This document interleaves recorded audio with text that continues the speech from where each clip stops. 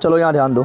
आज हम तुम लोग को साइंस का 2 नंबरिया जो इम्पोर्टेंट क्वेश्चन है ना वो करवाने जा रहे हैं, जो 2022 के लिए काफ़ी इंपॉर्टेंट है, ठीक है। और साइंस का सब्जेक्टिव हम करवा दिए। फिजिक्स का एक अलग वीडियो मिलेगा, केमिस्ट्री का अलग मिलेगा और बायो का अलग मिलेगा। साइंस का करवा चुके हैं और हिंदी का सभी VVI सब्जेक्टिव क्वेश्चन करवा दिए हैं और संस्कृत का भी करवा चुके हैं, ठीक है ना। तुम लोग कितना लोग अभी भी कमेंट करके पूछता सब वीडियो कहाँ मिलेगा। सब सब्जेक्ट खत्म है, साइंस भी पूरा खत्म है, सोशल साइंस भी पूरा खत्म है, मैथ भी पूरा खत्म है, हिंदी व्याकरण, संस्कृत व्याकरण, हिंदी में जो VVI था सब खत्म है। मॉडल से सोल्यूशन दे रहे हैं 2022 का, और सभी सब्जेक्ट का VVI ऑब्जेक्टिव भी खत्म कर दिए। वो जरूर देख लेना। जो अभी तक कुछ भी नहीं पढ़ा है ना वो भी अच्छा मार्क्स प्राप्त कर सकता है क्लास 10th में, ठीक है ना। फर्स्ट भी ला सकता है। कौन कौन वीडियो देखते हैं देख कर, तो जो मेरा VVI ऑब्जेक्टिव का सब सब्जेक्ट का जो वीडियो बनाया है, ठीक है ना। साइंस में 3 को बनाया है, फिजिक्स का अलग, केमिस्ट्री का अलग, बायोलॉजी का अलग, वो देख लो। सोशल साइंस में 2 को बनाया है, उसमें सारा VVI ऑब्जेक्टिव खत्म करवा दिए। बस उतने देखेगा, सारा ऑब्जेक्टिव तुम लोग का आ जाएगा। हिंदी में एक ठो है, संस्कृत में एक ठो है, वो सब देख लेना है। जो VVI ऑब्जेक्टिव करवाते हैं वो सब देख लेना है, ठीक है ना। तो जो हम VVI करवा रहे हैं वो सब देख लेना है, तो उसी से सारा तुम लोग को आ जाएगा, ठीक है। चलो आज स्टार्ट करने जा रहा है साइंस का। सब मेरा वीडियो कैसे मिलेगा, तो वीडियो में जाकर खोजेगा तो कभी नहीं मिलेगा, क्योंकि 726 वीडियो, बहुत ज़्यादा वीडियो अपलोड है। तो तुम लोग क्या करेगा, मेरा फोटो पर क्लिक करेगा और आएगा बहुत सारा ऑप्शन। तुम लोग को जाना है प्लेलिस्ट का ऑप्शन। प्लेलिस्ट के ऑप्शन में जाएगा तो सबका प्लेलिस्ट बना हुआ है। फिजिक्स का अलग, केमिस्ट्री का अलग, बायोलॉजी का अलग, हिस्ट्री का अलग, सोशल साइंस ज्योग्राफी का अलग, सिविक्स का अलग, इकोनॉमिक्स का अलग, हिंदी व्याकरण, संस्कृत व्याकरण, क्लास 10 NCERT मैथ, सब का बना हुआ है। VVI ऑब्जेक्टिव, VVI सब्जेक्टिव, सब का वीडियो बना हुआ है, ठीक है ना। तो प्लेलिस्ट में जाके खोजो, ठीक है। चलो करते हैं स्टार्ट। चलो जो 2 नंबरिया साइंस का जो 2 नंबरिया है वो हम करवाने जा रहे हैं। VVI कैसे लिखना है तुम लोग को खाली बताएंगे, ठीक है। कैसे हम बोल रहे हैं उस तरह लिखना है। किताब में किस तरह लिखा हुआ उससे मतलब ना है।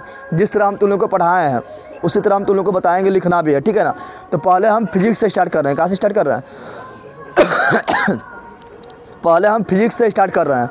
और किताब में थोड़ा उल्टा पुल्टा भी लिखा होगा तो किताब बोला हम अपना भाषा में बोलेंगे, ठीक है। तो ध्यान देना है, ठीक है। तो पहले फिजिक्स करेंगे, फिर बायोलॉजी या केमिस्ट्री करवा देंगे, तो बारी बारी सब करवा देंगे, ठीक है। फिर तुम लोग कहाँ पहुँच जाएंगे इसमें, तो सोशल साइंस से पहुँचेंगे। सोशल साइंस में भी पहले 2 नंबरिया अलग कराएंगे, उसके बाद 5 नंबरिया हम करवाएंगे, ठीक है। चलो देखो पहला क्वेश्चन है, जो इम्पोर्टेंट है वही करवाएंगे। जो 2022 के लिए जो इम्पोर्टेंट है सिर्फ वही करवाएंगे, ठीक है। चलो पहला क्वेश्चन है उत्तर। और तुम लोग जितना हो सके लाइक शेयर और सब्सक्राइब करो और शेयर भी करो। जो 9th में है उसको, जो 10 में जाएगा उसको भी, 11 12 वाला को भी शेयर करो, ठीक है। फर्स्ट क्वेश्चन क्या है, फर्स्ट क्वेश्चन है उत्तल लेंस को अभिसारी लेंस क्यों कहा जाता है। तो सिंपल हम बताए थे तुम लोग को, बहुत बार बता चुके हैं। ला मार कर ला। पहला क्वेश्चन है उत्तल लेंस को अभिसारी लेंस क्यों कहा जाता है। तो तुम लोग को हम बहुत बार बताएं। तो सिंपल क्वेश्चन है, क्योंकि उत्तल लेंस समांतर आने वाली किरणों को एक बिंदु पर मिलाने का कार्य करती है, इसलिए उत्तल लेंस को अभिसारी लेंस कहा जाता है। वो पिक्चर खाली बना देना है, बस 2 नंबर मिल गया। 2 नंबर उठाने को भारी बात थोड़ा है, क्योंकि दुगना क्वेश्चन रहेगा, उसमें तुमको आधे क्वेश्चन बनाना है। तुमको वो क्वेश्चन बनाना है जो तुम आसानी से लिख सकता है, एकदम डायग्राम की सहायता से, कभी भी नंबर कटने से मामला ना हो, बहुत कम नंबर कटे, वो क्वेश्चन तुम लोग को बनाना है। तो पहला क्वेश्चन क्या था, उत्तल लेंस को अभिसारी लेंस क्यों कहते हैं। तो बोले क्या, उत्तल लेंस को अभिसारी लेंस क्यों कहते थे। बोलना क्यों, चूँकि उत्तल लेंस समांतर आने वाली किरण, चूँकि उत्तल लेंस के मुख कश के समांतर, कैसे बोलना देख, बोलना चूँकि उत्तल लेंस के मुख कश के समांतर, मुख कश के समांतर आने वाली किरणों को एक बिंदु पर मिलाने का कार्य करती है, इसलिए उत्तल लेंस को अभिसारी लेंस कहा जाता है। बस हो गया। अब तुम लोग को पूछा कि अवतल लेंस को अभिसारी लेंस क्यों कहते हैं। तो इसी का उल्टा, चूँकि अवतल लेंस समांतर आने वाली किरणों को फैलाने का कार्य करती है, इसलिए अवतल लेंस को अपसारी लेंस कहा जाता है। अपसारी लेंस का इसमें पिक्चर ही बना देना है, अवतल में उला बना देना है। अवतल अगर पूछेगा तो अवतल में फैलाने ला बना देना है। समांतर किरण आ रही है, ना। देखो ये क्या हुआ, फैल गया, क्या हुआ, फैल गया। तो ये फैलाने के कार्य कर रही, इसलिए अवतल लेंस को अपसारी लेंस का समझ तुम लोग आ रहा है ना। 2 नंबरिया कैसे लिखना है वो बता रहा है। तुम लोग ले हल्के का 2 नंबरिया में भी चोरी करने लगता है, ले नंबर आ जाएगा। अगला क्वेश्चन है 2 बोल रहा है गोलीय दर्पण क्या है, गोलीय दर्पण। और बोल रहा है फिर एक गोलीय दर्पण की वक्रता त्रिज्या 20 सेंटीमीटर है तो उसकी फोकस दूरी क्या है, डायरेक्ट 2 नंबर में पूछता है ना।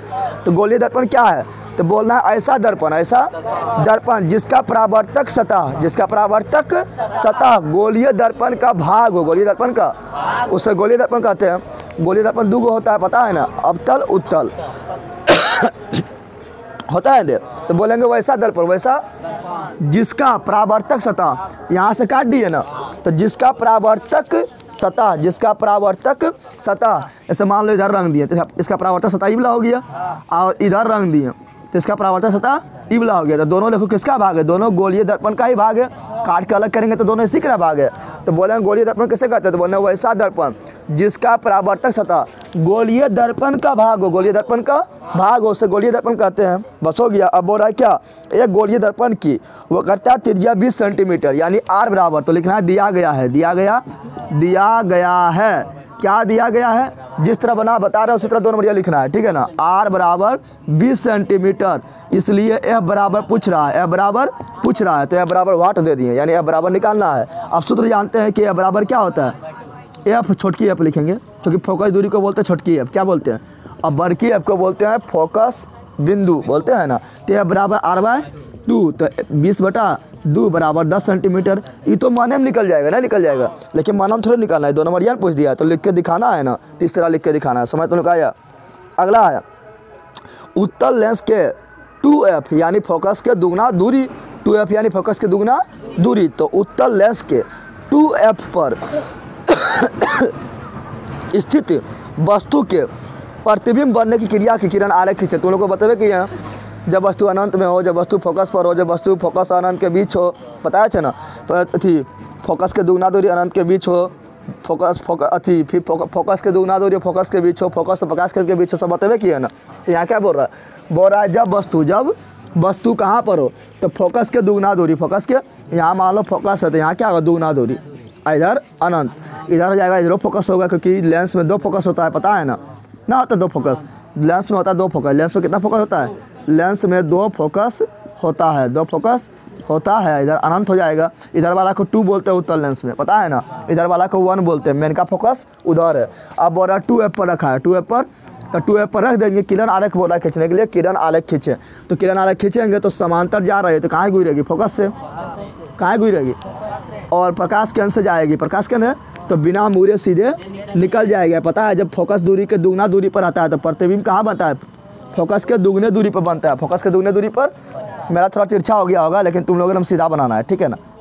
फोकस के दुगने दूरी पर बनता है और बराबर बनता है, वास्तविक बनता है, उल्टा बनता है, बस हो गया। तो बोल रहा है खाली किरण आरेख खींचे, किरण आरेख, तो बोल रहा है उत्तल लेंस के 2f पर स्थित वस्तु के प्रतिबिंब बनने का किरण आरेख खींचे, तो इस तरह खींच देना है। समझ तुम लोग आया, तीर भी मार देना है, तीर को ऐसे नहीं छोड़ देना है, समझ आ गया। अब बोलेगा प्रतिबिंब विवेचना करो तो कर देगा, क्या करेगा, प्रतिबिंब कहाँ बनता है, 2f2 पर बनता है, कैसा बनता है, बराबर बनता है, कैसा बनता है, उल्टा बनता है, कैसा बनता है, वास्तविक बनता है, उल्टा यानी वास्तविक। समझ तुम लोग आया। अब बोला सरल सूक्ष्मदर्शी क्या है, किरण आरेख खींचने को, सरल सूक्ष्मदर्शी के किरण आरेख खींचना है।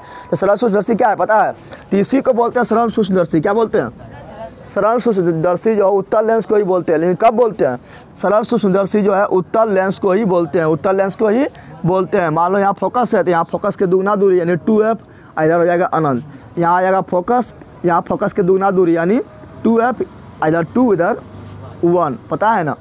और सरल सूक्ष्मदर्शी हम कब बोलते हैं पता है, सरल सूक्ष्मदर्शी में वस्तु को रखते हैं कहाँ पर, तो वस्तु को रखते हैं फोकस और प्रकाश केंद्र के बीच, फोकस और प्रकाश केंद्र के 20। तो जब भी बोलेगा सरल सूक्ष्मदर्शी का किरण आरेख खींचे तो वस्तु कहाँ रखना है, फोकस और वक्रता के प्रकाश केंद्र के बीच। समझ आ गया ना, यही सरल सूक्ष्मदर्शी हो गया। अब तुम लोग को किरण आरेख खींचना है तो तुम लोग को पता है कि जब वस्तु फोकस और वक्रता प्रकाश केंद्र के बीच रहेगा तो प्रतिबिंब किधर बनता है, इधर बन जाएगा, आभासी बनेगा, सीधा बनेगा, बड़ा बनेगा। तो समांतर आ रही है तो कहाँ जाएगी, तो फोकस से होकर जाएगी, और प्रकाश केंद्र से जो जा रही है वो कहाँ होगा, बिना मुड़े सीधे।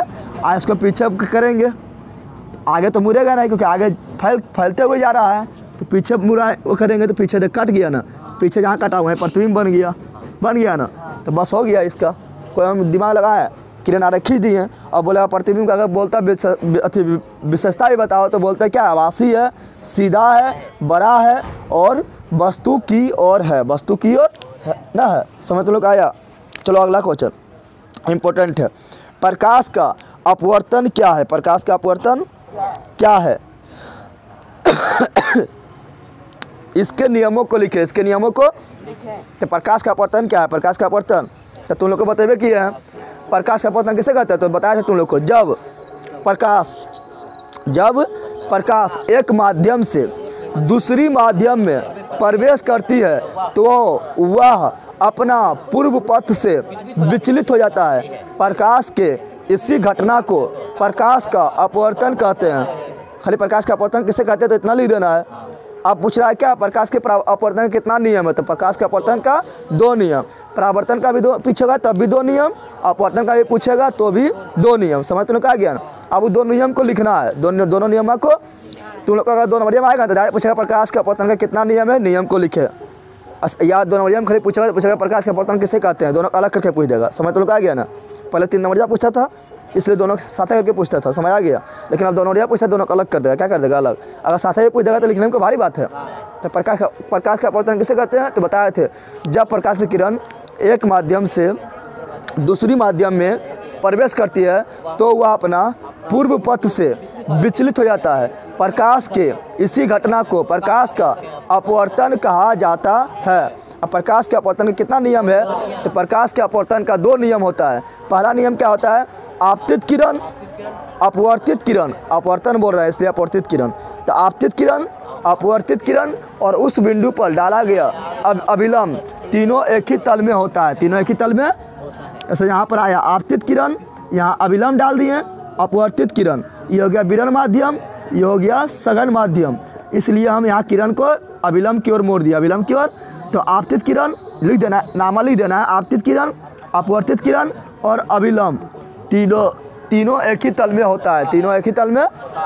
ये हो गया पहला नियम। दूसरा नियम क्या बोलता है, दूसरा नियम होता है स्नेल का नियम। दूसरा नियम क्या होता है, तुम लोग को 2 नंबर में डायरेक्ट पूछ सकता है कि स्नेल का नियम किसे कहते हैं, लिखो 2 नंबर का डायरेक्ट पूछ सकता है। तो क्या बोलेंगे, प्रकाश के किसी विशेष वर्ण के लिए, वर्ण बोले तो रंग, वर्ण बोले तो रंग, तो स्नेल का नियम अगर पूछेगा, ऐसा दूसरा नियम तो लिखिए ना, दूसरा नियम कोई बोलते हैं स्नेल का नियम, क्या बोलते हैं। तो अगर डायरेक्ट स्नेल का नियम पूछेगा तब भी यही लिखना है, या दूसरा नियम में तो लिखना ही है।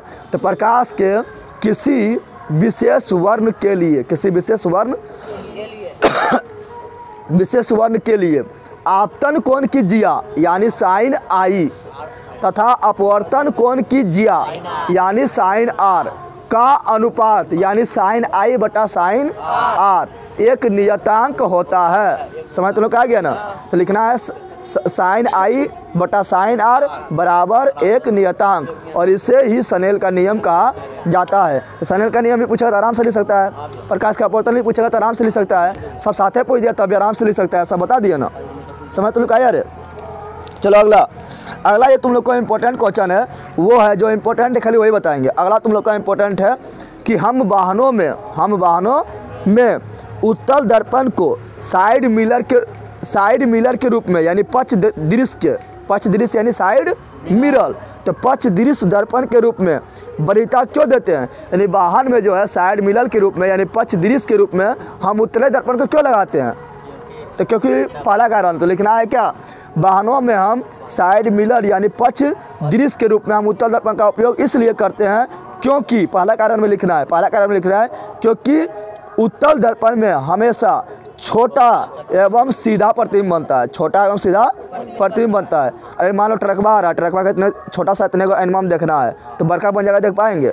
इतनी एनमा में बहुत सारा पीछे वाला गाड़ी देखना है तो छोटा बनेगा तभी देखेगा, बड़ा बनेगा तो तुम ही डर जाएगा। तो छोटा एवं सीधा बनता है, क्या बनता है, सीधा बनता है, इसलिए हम उत्तल दर्पण का उपयोग करते हैं। पहला कारण हो गया। दूसरा कारण क्या, दूसरा कारण देखेंगे तो उत्तल दर्पण किस तरह होता है, तो उत्तल दर्पण इस तरह होता है ना।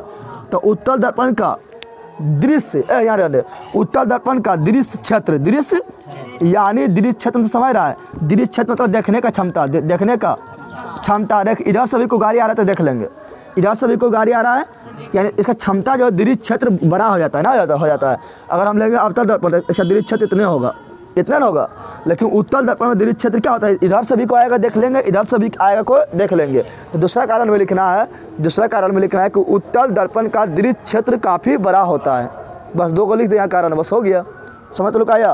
पहले क्या लिखना है, पहले इस तरह क्वेश्चन का आंसर देना है कि साइड मिरर के रूप में यानी पक्ष दृश्य के रूप में उत्तल दर्पण का उपयोग वाहन में इसलिए करते हैं क्योंकि पहला कारण क्या लिखना है कि उत्तल दर्पण में हमेशा छोटा तथा सीधा प्रतिबिंब बनता है। दूसरा कारण उत्तल दर्पण का दृश्य क्षेत्र काफ़ी बड़ा होता है। बस हो गया, 2 नंबर मिल जाएगा। लिखने का हम तरीका तुम लोग को बता रहा है, ठीक है। परिसंख्यक बौखना ना आया। 5 नंबरिया तुम लोग को बता ही दिए हैं। 5 नंबरिया तुम लोग को बता चुके हैं। फिजिक्स का, केमिस्ट्री का, बायोलॉजी का जो VVI था 5 नंबरिया, उसका वीडियो अपलोड है, ठीक है ना। तुम लोग को लिखा क्लास 10 का VVI सब्जेक्टिव क्वेश्चन साइंस का, तो उसमें जाना सब मिल जाएगा, ठीक है।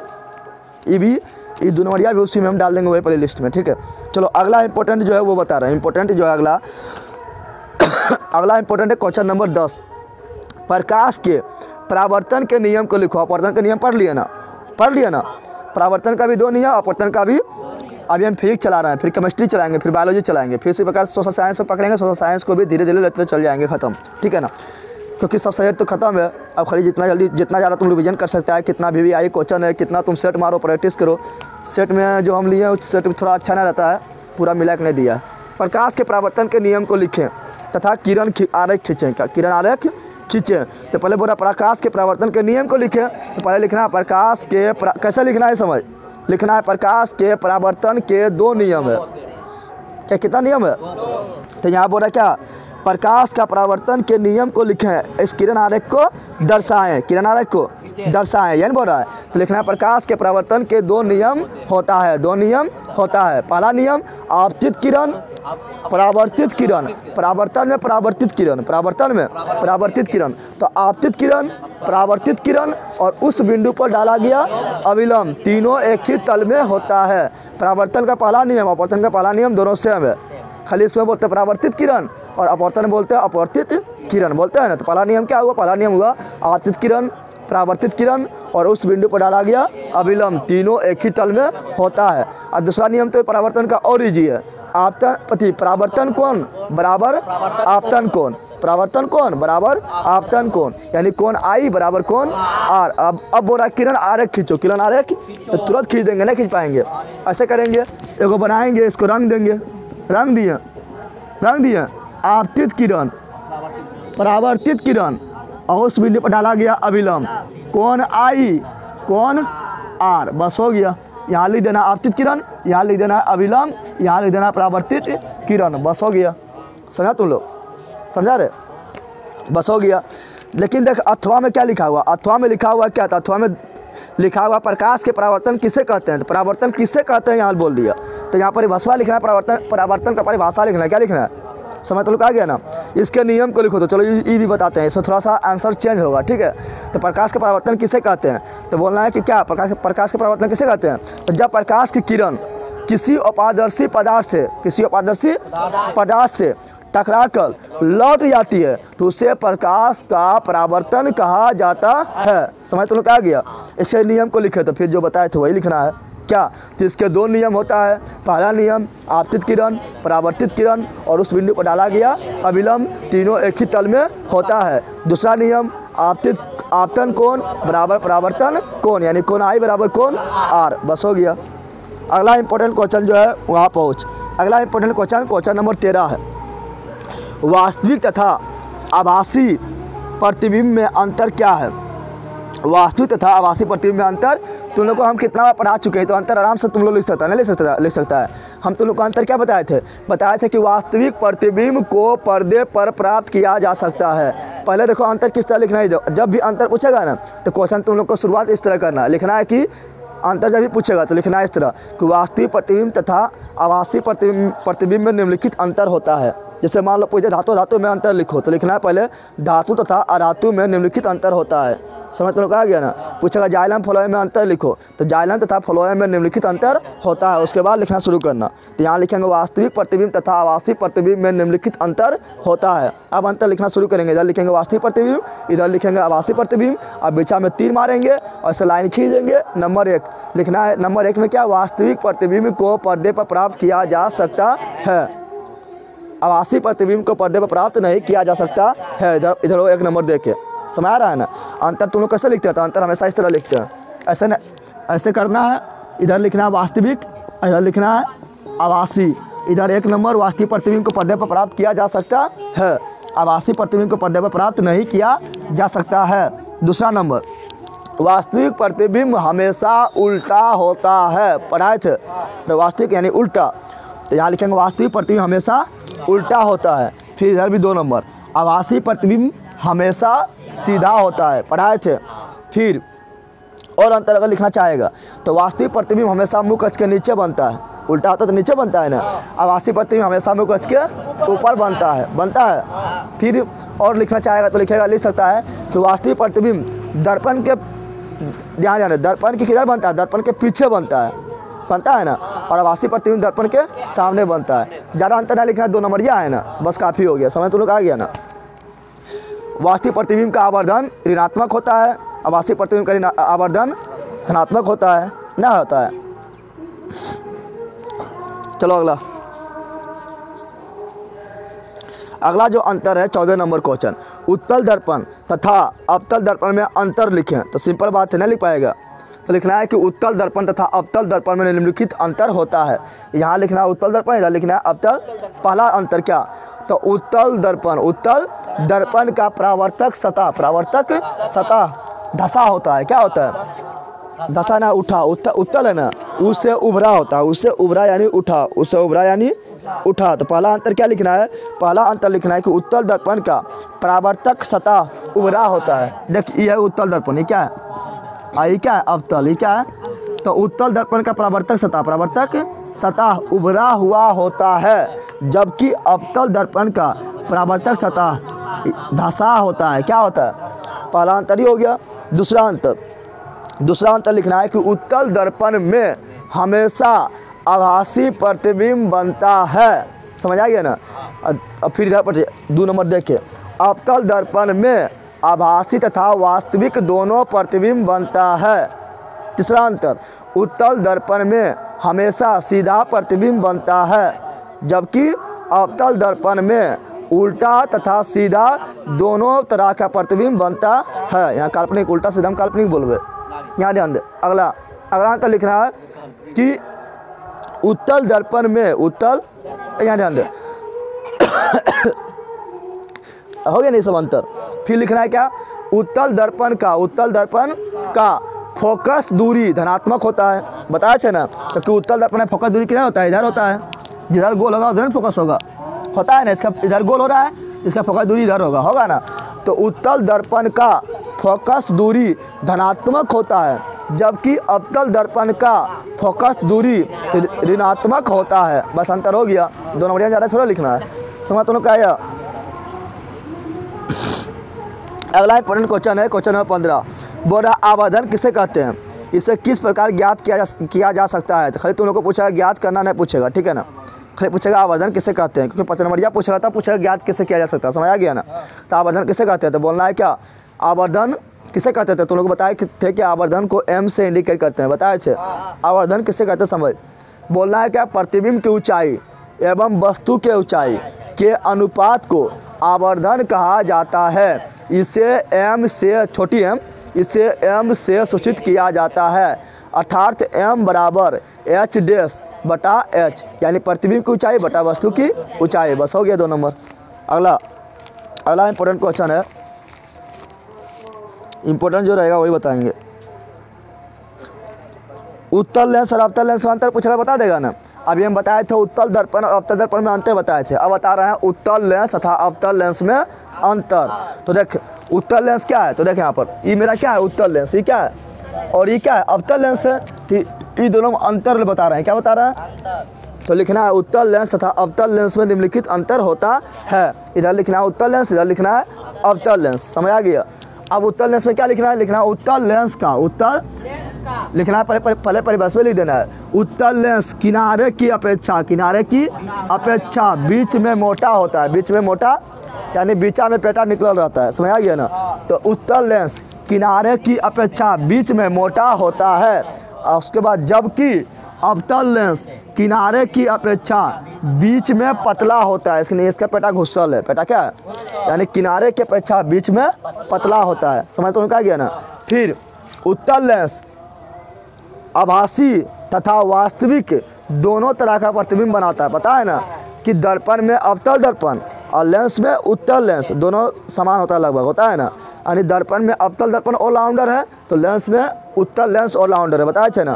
तो लिखना उत्तल लेंस में आभासी तथा वास्तविक दोनों तरह का प्रतिबिंब बनता है, जबकि अवतल लेंस में केवल आभासी प्रतिबिंब बनता है। फिर उत्तल लेंस में सीधा तथा उल्टा दोनों प्रकार का प्रतिबिंब बनता है, जबकि अवतल लेंस में आभासी बन रहा है तो केवल सीधा प्रतिबिंब बनता है।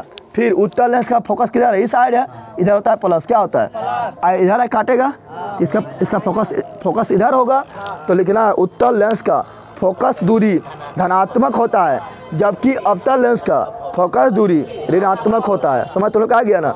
जब फोकस दूरी धनात्मक तो क्षमता भी धनात्मक, तो उत्तल लेंस का क्षमता धनात्मक होता है, जबकि अवतल लेंस का क्षमता ऋणात्मक होता है। और खाली एगो यही सेम होता है, उत्तल लेंस का फोकस दूरी भी धनात्मक तो उत्तल दर्पण का भी फोकस दूरी धनात्मक, खाली एगो यही मिलता है, बाकी सब कुछ उल्टा।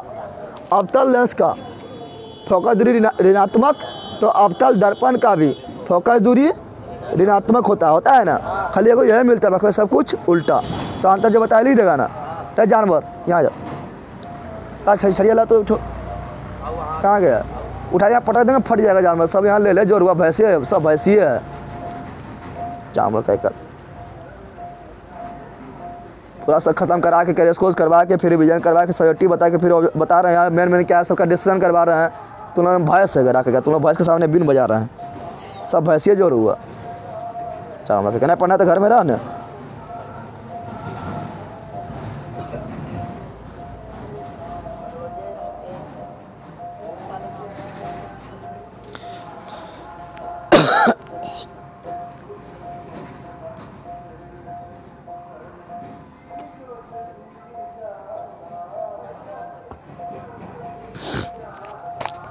अच्छा अगला इंपॉर्टेंट क्वेश्चन देखते हैं क्या।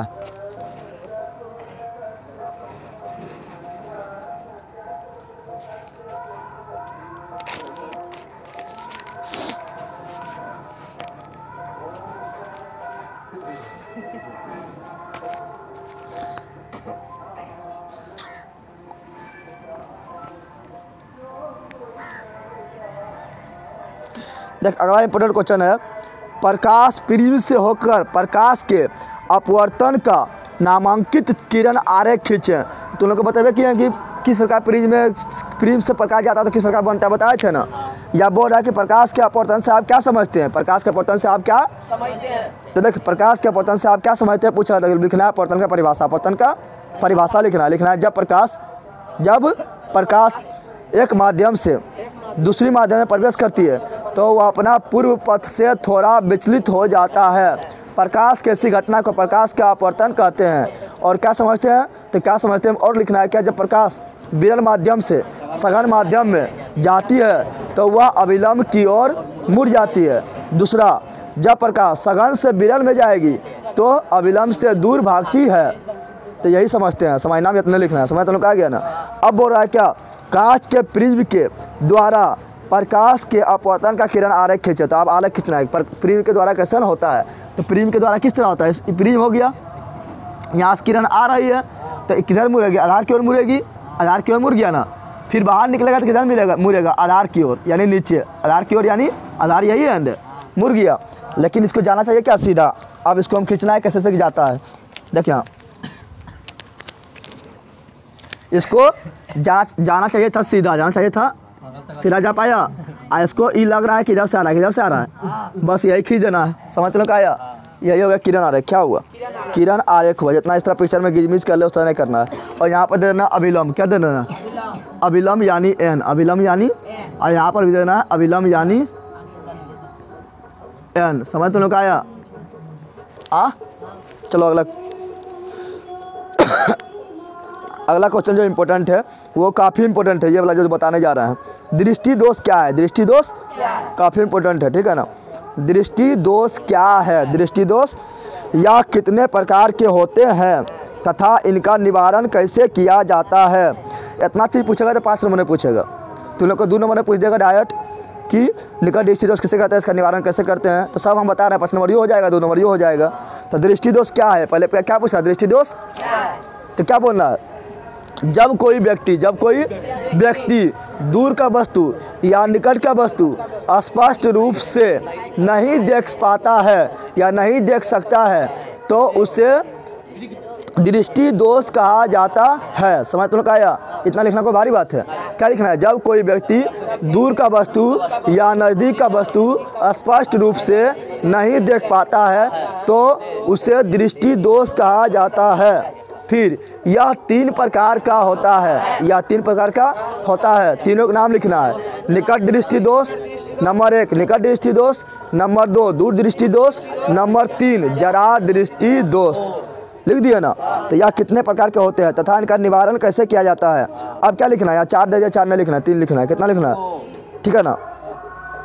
तो उसके बाद बोल रहा है इसका निवारण कैसे किया जाता है। तो लिखना है कि दृष्टि दोष का निवारण, दृष्टि दोष का निवारण नंबर 1, निकट दृष्टि दोष का निवारण अवतल लेंस के द्वारा किया जाता है। बताया था ना, निकट को अवतल और दूर को उत्तल।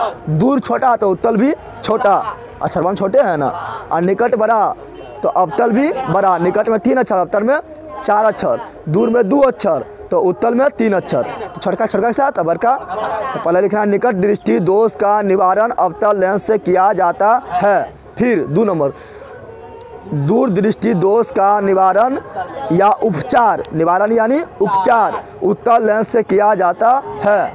फिर जरा दृष्टि दोष का निवारण बाइफोकल लेंस से किया जाता है। बस इतने आंसर लिखना है। इतना पूछा था दृष्टि दोष क्या है तो लिख दिए, बारी बारी से लिखना है। फिर यह कितने प्रकार का होता है तो यह 3 प्रकार का होता है, लिख दिए। फिर इनका निवारण कैसे किया जाता है तो उसको भी लिख दिए। खत्म हो गया ना, हो गया। समझ तो लोग आया रे? तो 3 को खत्म हो गया। समझ तो लोग आ गया ना? पूछेगा निकट दृष्टि दोष किसे कहते हैं, यहाँ पूछा ना है लेकिन बता देते हैं। तो निकट दृष्टि दोष में किसे कहते हैं तो बोला निकट दृष्टि दोष में निकट का वस्तु दिखाई देता है परंतु दूर का वस्तु दिखाई नहीं देता है, उससे निकट दृष्टि दोष कहा जाता है। यानी जो दोष होगा वही दिखाई देगा। समझ तो लोग आ गया ना? तो निकट दृष्टि दोष में निकट का वस्तु स्पष्ट रूप से दिखाई देता है परंतु दूर का वस्तु स्पष्ट रूप से दिखाई नहीं देता है। इसका निवारण यानी उपचार अवतल लेंस। दूर दृष्टि दोष किसे कहते हैं तो दूर दृष्टि दोष में दूर का वस्तु स्पष्ट रूप से दिखाई देता है परंतु निकट का वस्तु स्पष्ट रूप से दिखाई नहीं देता है। इसका निवारण यानी उपचार उत्तल लेंस से किया जाता है। फिर जरा दृष्टि दोष में क्या होता है तो यह बुढ़ारी में होता है। क्या होता है? बुढ़लिया में होगा तुमको जो लठीवा पकड़ेगा तब। तो जरा दृष्टि दोष किसे कहते हैं तो जरा दृष्टि दोष का उपचार, जरा दृष्टि दोष में ना तो निकट का वस्तु ना ही दूर का वस्तु स्पष्ट रूप से दिखाई देता है तो इसे जरा दृष्टि दोष कहा जाता है। इसका निवारण बाइफोकल लेंस है। समझ तो लोग आ गया ना? तो पूछेगा तो बता देना, ठीक है? चलो अगला।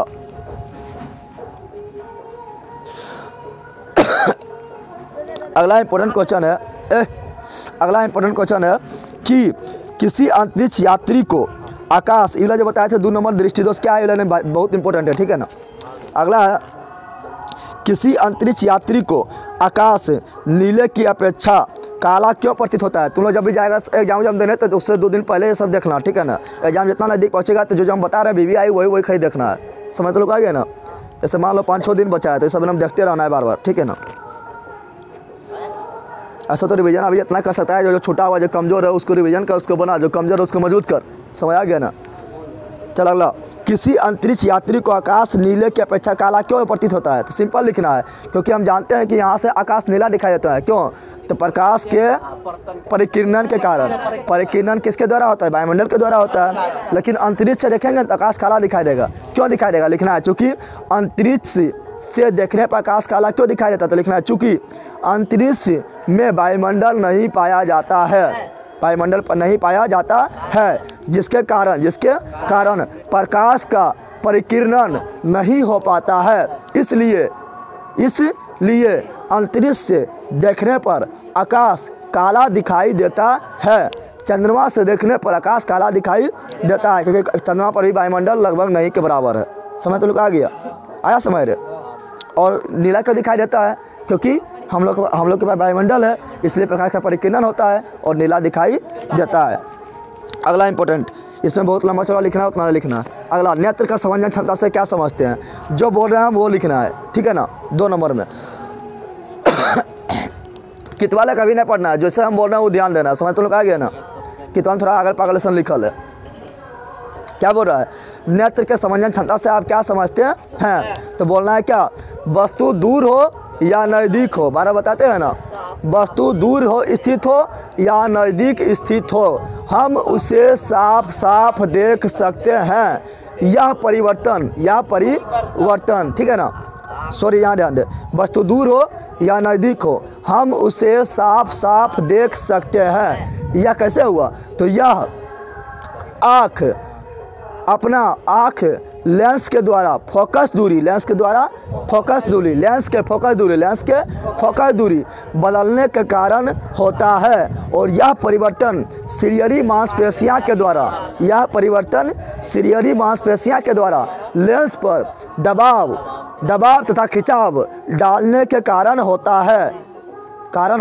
है। इसी को समंजन क्षमता कहा जाता है।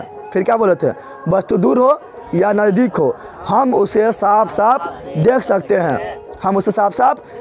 हैं। यह परिवर्तन सीरियरी मांसपेशियां के द्वारा लेंस पर दबाव डालकर या खिंचाव डालकर उसका फोकस दूरी को बदलकर किया जाता है। आँख के इसी क्षमता को समंजन क्षमता कहा जाता है। समझ तो आ गया ना, बस इतना ही लिखना है। अगला इंपॉर्टेंट है क्या, अगला इंपॉर्टेंट है तारे क्यों टिमटिमाते हैं। तो ओजेटी में पूछेगा तो डायरेक्ट पूछ देगा क्या, ओजेटी में डायरेक्ट पूछेगा तारे क्यों टिमटिमाते हैं, तो बोलेगा क्या, वायुमंडलीय अपवर्तन के कारण। लेकिन अगर तुम लोग को लिखना है, कैसे लिखना है, तो लिखना है कि वायुमंडल में गर्म हवा तथा ठंडी हवा लगातार बहते रहती है, कभी गर्म हवा तो कभी ठंडी हवा। जो गर्म हवा रहेगा वो विरल माध्यम बन जाएगा और जो ठंडा हवा रहेगा वो सघन माध्यम बन जाएगा। और जब विरल और सघन माध्यम बन गया ना तो किरण आएगी तो सीधे आएगी क्या, मुड़ के आएगी ना। तो लिखेंगे वायु हम जानते हैं कि हमारा वायुमंडल कभी शांत नहीं होता है, बल्कि इसमें गर्म हवा एवं ठंडी हवा लगातार बहते रहती है, जिसमें गर्म हवा विरल माध्यम के रूप में कार्य करती है जबकि ठंडी हवा सघन माध्यम के रूप में कार्य करती है। तो जब तारे से आने वाली प्रकाश हमारे वायुमंडल में प्रवेश करती है तो उसकी प्रकाश वायुमंडलीय अपवर्तन के कारण थोड़ा इधर उधर मुड़ जाती है, जिसके कारण तारे हमें टिमटिमाते हुए प्रतीत होता है। बस 2 नंबर में ज़्यादा ना लिखना है, इतने समझ तो आ गया। क्या लिखना है फिर बोल देते हैं, क्या लिखना है क्योंकि हम लोग जानते हैं कि वायुमंडल कभी शांत नहीं होता है, उसमें गर्म हवा एवं ठंडा हवा के झोंका लगातार बहते रहती है। गर्म हवा विरल माध्यम के रूप में कार्य करती है जबकि ठंडा हवा सघन माध्यम के रूप में कार्य करती है। तारे से आने वाली प्रकाश जब वायुमंडल में प्रवेश करती है तो वायुमंडलीय अपवर्तन के कारण प्रकाश इधर उधर यानी अगल बगल मुड़ जाती है, जिसके कारण तारे हमें टिमटिमाते हुए प्रतीत होता है। समझ तो आ गया ना, बस इतना ही लिखना है। अच्छा पूछेगा तारे टिमटिमाते हैं परंतु चंद्रमा क्यों नहीं टिमटिमाते हैं, तो लिखना है क्योंकि तारे चंद्रमा की तुलना में काफ़ी दूर है, सूर्य से भी ज़्यादा दूर। चंद्रमा कितना दूर है, तो 3,84,000 किलोमीटर, और सूर्य कितना दूर है, 15 करोड़ किलोमीटर लगभग दूर है। समझ आ रहा है ना, तो सूर्य से भी ज़्यादा दूर है तारा। समझ आ रहा है, तो क्या लिखना है कि तारे टिमटिमाते हैं परंतु चंद्रमा क्यों नहीं टिमटिमाते। तो पहला कारण लिखना है क्योंकि तारे की तुलना में चंद्रमा पृथ्वी के काफ़ी नज़दीक है। दूसरा कारण लिखना है कि तारे एक बिंदु के समान दिखाई देता है, होता है तो बड़ा लेकिन दिखाई देता है इतनी बिटनी सा, यानी एक बिंदु का समान दिखाई देती है, जबकि चंद्रमा एक विस्तृत पिंड के समान दिखाई देता है ना। इसलिए तारे टिमटिमाते हुए प्रतीत होता है जबकि चंद्रमा टिमटिमाते हुए प्रतीत नहीं होता है। बस इतना लिखना है।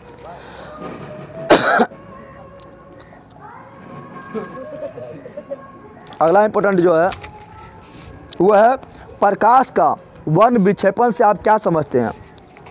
प्रकाश का वन विक्षेपण से आप क्या समझते हैं। इन धनुष की व्याख्या भी करना है, ठीक है ना। तो इन धनुष उसमें तुम लोग को नहीं पूछेगा, 2 नंबर पूछेगा तो इन धनुष नहीं पूछेगा, खाली तुम लोग को पूछेगा प्रकाश का वन विक्षेपण किसे कहते हैं। अगर इन धनुष के बारे में पूछना होगा तो उसका अलग से पूछेगा 2 नंबर में। समझ आ गया ना, दोनों एक साथ कभी नहीं पूछेगा। समझ आ गया ना। तो प्रकाश का वन विक्षेपण किसे कहते हैं, तो काफ़ी ईजी है। काफ़ी इजी ना है और इम्पोर्टेंट भी है। क्या है जो इम्पोर्टेंट खाली वही बता रहे हैं। क्या बोलना है तो बोलना प्रकाश का वर्ण विक्षेपण किसे कहते हैं। तो बोलना है कि जब प्रकाश जब श्वेत प्रकाश पहले वो प्रिज्म बनाना है। क्या बनाना है? प्रिज्म बनाना है। अब बोलना है जब श्वेत प्रकाश प्रिज्म से होकर गुजरती है तो वह प्रकाश श्वेत प्रकाश 7 रंगों में बट जाती है। 7 रंगों में बट जाती है। 7 रंगों में बट जाती है। 7 रंग में बट जाएगा। कितना रंग में? 7 रंग में बट जाएगा। 7 रंग में बट जाएगा। 7 रंग में बट जाएगा। हो गया 7 को। और यहाँ लगा देना को पट्टी बोले तो पर्दा। ठीक है ना? समय तुम लोग का आ गया ना। और तुम लोग को देखो, तुम लोग क्या करता है मोड़ते समय, पता है? तुम लोग अगर मोड़ते समय को इधर कर देता है। अगर ऐसे कैसे जाएगा? मुड़ेगा तो इधर ना, तो इससे निचुए देना है। इससे क्या देना है? निचुए, इधर नहीं दे देना है। समय तुम लोग का आया। तो क्या बोलना है?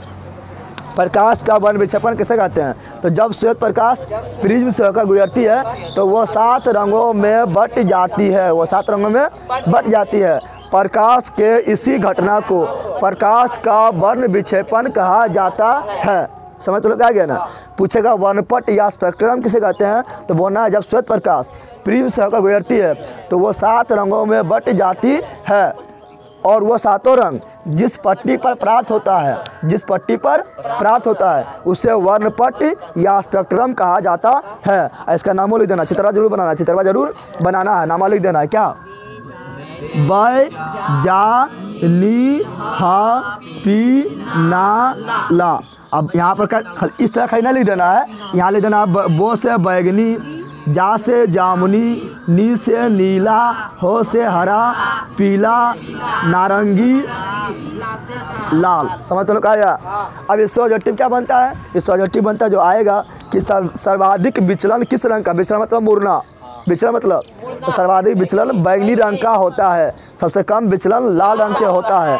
अपवर्तनांक मतलब भी मुड़ना। तो सर्वाधिक अपवर्तनांक किसका होता है? बैगनी रंग का होता है। सबसे कम अपवर्तनांक किसका होता है? लाल का होता है। और तरंगदैर्घ्य मतलब सीधा चलना। तो सर्वाधिक सीधा कौन चल रहा है? लाल चल रहा है ना। तो सबसे अधिक तरंगदैर्घ्य किसका होता है?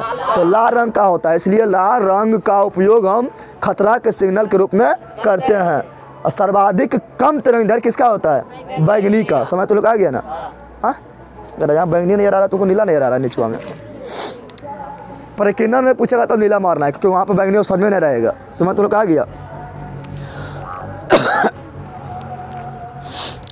अगला पूछ रहा है क्वेश्चन, दृष्टि दोष से आपका क्या अभिप्राय है? तो सब पहले बता दिए। दृष्टि दोष किसे कहते हैं? ये कितने प्रकार का होता है? इसका उपचार कैसे किया जाता है? सब पहले बता दिए ना। तुम लोग लाइक शेयर सब्सक्राइब कर बंदर खाई देखना ना है। अच्छा, तुम लोग को पूछेगा अगला इंपॉर्टेंट क्वेश्चन है, तीन धनुष कैसे बनता है? तीन धनुष कैसे बनता है? तो 2 नंबर में आएगा। कितना नंबर में आएगा? 2 नंबर में। तो क्या बोलना है? बोलना है कि बारिश के समय, देखो इन धनुष तभी बनेगा जब बारिश हो जाएगा तब बनता है कि जब बारिश का मौसम ना आता तब इन धनुष बनता है कि नहीं बनता है? तो लिखना है कि वायुमंडल में असंख्य बारिश के बूंदे, असंख्य होता समझ रहा है, इतना बारिश के बूंदा लटकल है वायुमंडल में। अब ऐसे को आशा है तो बहुत सारा बारिश के बूंदा ना है। देखता सुबह उठता होगा तो देखता होगा घास में पूरा भींग गया। तो बोलेंगे क्या? वायुमंडल में असंख्य बारिश के बूंदे प्रिज्म, असंख्य बारिश के बूंदे प्रिज्म के जैसा व्यवहार करता है। तो उससे सूर्य का प्रकाश गुजरने पर प्रकाश के वर्ण विक्षेपण के कारण 7 रंगों में बट जाती है जिससे इंद्रधनुष बनता है। समझ तो आ गया? क्या लिखना है? एक बार फिर बोल रहा है। लिखना है कि वायुमंडल में असंख्य बारिश के बूंदे प्रिज्म की तरह व्यवहार करता है। तो जब सूर्य की प्रकाश उस असंख्य बूंदे यानी प्रिज्म से गुजरती है तो वो 7 रंगों में बट जाती है। प्रकाश के वर्ण विक्षेपण के कारण 7 रंगों में बट जाती है, इसलिए इन धनुष बनता है। समझ तो आ गया? चलो अगला इंपॉर्टेंट क्वेश्चन है।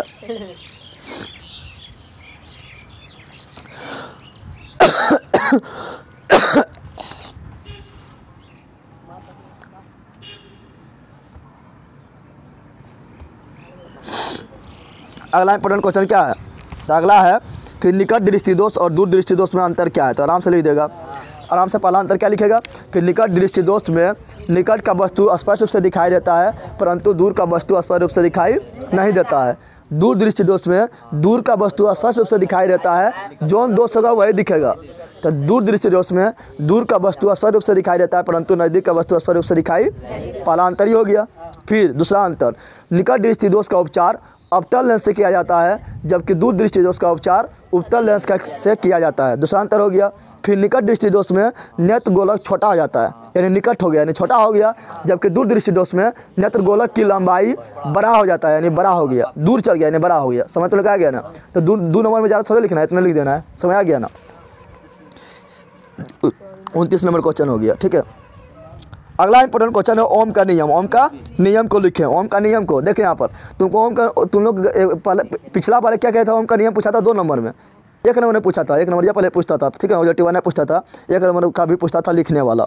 1 नंबर के पूछा था, उसमें पूरा 5 नंबर लिख दिया गया। 1 नंबर के लिखेगा तो 1 लाइन में लिखेंगे, खाली क्या लिखेंगे, लिखेंगे भी समानुपाती आई, तो भी बराबर आई आर, बस उतने हो गए जहाँ आर एक नियतांक है। ओम के नियम 1 नंबरिया लिखना, तो 1 नंबरिया पूछता ना है, 1 नंबरिया ऑब्जेक्टिव में पूछ देता है, पूछता है ना, ठीक है। तो पहले 1 नंबरिया लिखने वाला भी पूछता था, पूछेगा तुम लोग को 2 नंबर में, 2 नंबर में पूछेगा क्या करने का, तो 2 नंबर में ओम का नियम पूछेगा तो उसका परिभाषा लिखना है और सूत्रवा लिख देना है। और 5 नंबरिया पूछेगा तो परिभाषा लिखना है, सूत्रवा लिखना है और ग्राफा बनाए, तुम लोग को बताए थे ना, तुम लोग को ओम का नियम हम बता दिए, ग्राफ बनाए कैसे मतलब उसको लिखते हैं, कैसे प्रयोग करते हैं, तुम लोग को मिल जाएगा किसमें, फिजिक्स का चैप्टर नंबर 4 में, ठीक है ना। विद्युत धारा में तुम लोग को मिल जाएगा। ऐसा VVI में भी हम दे दिए, VVI में भी दे दिए।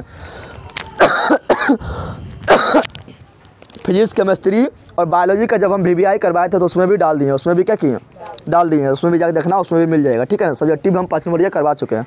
तो बोला ओम का नियम क्या है? ओम का नियम, ओम का नियम क्या है? ओम का नियम क्या है? तो ओम का नियम तुम लोग को बताए थे कि नियत ताप दाब पर, नियत ताप यानी ताप और दाब एकदम समान हो, परिवर्तन ना हो रहा, परिवर्तन, तो बताए थे क्या, नियत ताप दाब पर, नियत ताप दाब पर किसी चालक से, किसी चालक से बहने वाली धारा, बहने वाली धारा उसके सिरों के बीच, उसके सिरों के बीच उत्पन्न विभवांतर के समानुपाती होता है। बस यही हो गया ओम का नियम, इसे ही ओम का नियम कहा जाता है। तो लोग ने बताए थे, क्या बोल रहे हैं, फिर बोल देते हैं एक बार, क्या बोले थे, नियत ताप दाब पर, नियत ताप दाब पर किसी चालक से बहने वाली धारा, किसी चालक से बहने वाली धारा उसके सिरों के बीच उत्पन्न विभवांतर के समानुपाती होता है, इसे ही ओम का नियम कहा जाता है। अब इसका लिख देना व्यंजक, व्यंजक मतलब ना समझ रहा है, व्यंजक मतलब यहाँ ने समझना खनवा, व्यंजक मतलब सूत्रबा लिखना है, क्या लिखना है, तो जो उस परिभाषा में बोला था वो लिख, तो क्या लिखेंगे, लिखना है भी समानुपाती आई, भी समानुपाती आई, बोले थे ना, उनके सिरों के बीच उत्पन्न विभवांतर के समानुपाती होता है, विद्युत धारा बताए थे ना। अब समानुपाती हटता है तो क्या आता है, नियतांक, क्या आता है, तो नियतांक क्या आएगा, तो नियतांक आएगा यहाँ पर आर, क्या आएगा, तो आई के आई, आर के, तो भी बराबर आई आर हो गया ना। जहाँ आर एक नियतांक है जिसे चालक तार का प्रतिरोध कहा जाता है, बस 2 नंबर मिल जाएगा और नंबर भी नहीं काटेगा जब इस तरह लिखेगा तब। अब 5 नंबर पूछेगा तो बता चुके हैं, साइंस का सब्जेक्टिव VVI क्वेश्चन में जाओ, उसमें सब सब्जेक्टिव VVI लिखल होगा, ठीक है ना, उसमें जाना सब मिल जाएगा, ठीक है। आई भी उसी में, इसका भी डालेंगे। चलो अगला,